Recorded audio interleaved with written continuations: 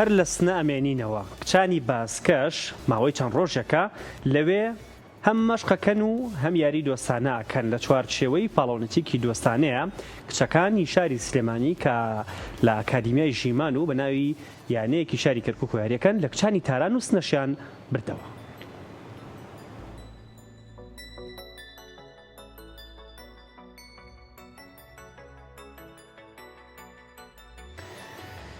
دوو تیپی باسکەی کچانی لاوان بە ناوی غازی باکوورەوە پلەکان یەکەم و دووەمی پاڵەوانەتی باسکەی سێ لە سنە بەدەستهێنا.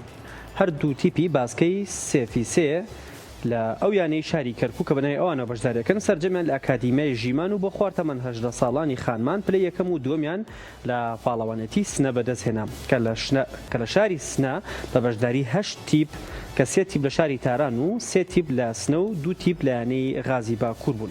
هەردوو تیپی A و B یانەکەی شاری کەرکووک گەیشتنە یاری کۆتایی پاڵەوانەتێکە و پاشبردنەوەیان لە سەرجەم تیپە بەشداربووەکانی پاڵەوانەتێکە.